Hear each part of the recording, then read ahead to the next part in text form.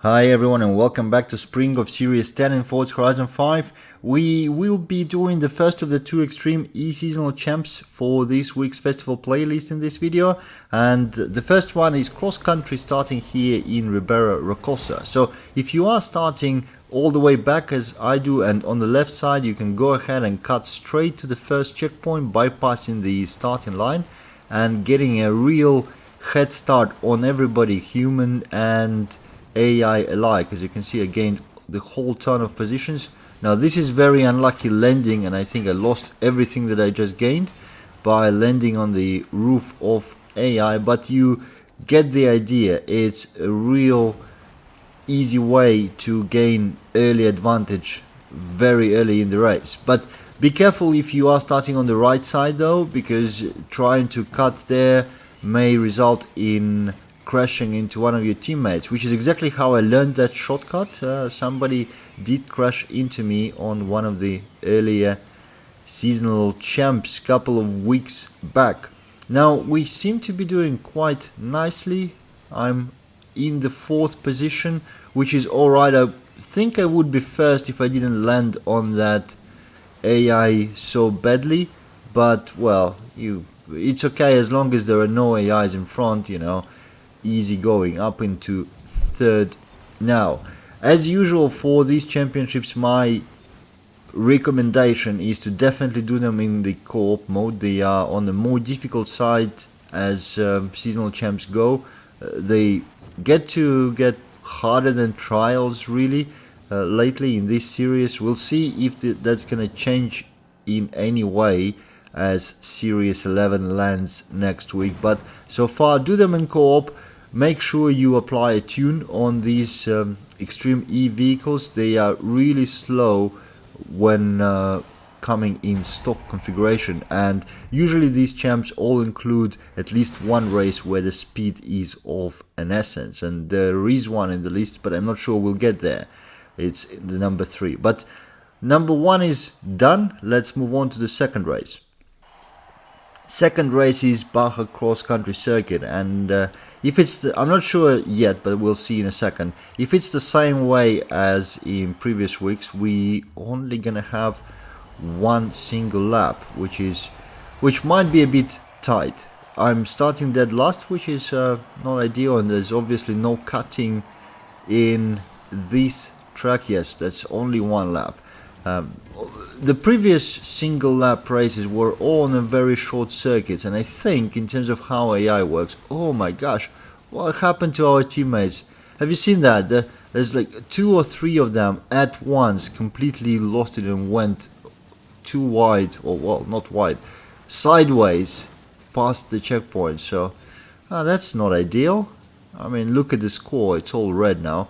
Right, so I was saying that in the previous champs it was usually really short circuits that were a single lap, which feels like it should be more difficult, but actually it's not. In terms of the way the AI conditions itself. As long as you take a proper jump start on them, it's much easier to contain them. Here on the long lap, you can see it takes a while to catch up with the first one. I think I should be able to get him somewhere really at the end, in the last couple of corners, maybe in the very last corner, I don't know yet, but I can't see if it makes any difference. You see, the scoring is definitely not in our favor. Good thing is there's one teammate behind me, so let's try to block the AI here and slow him down, and hopefully our teammate finishes ahead.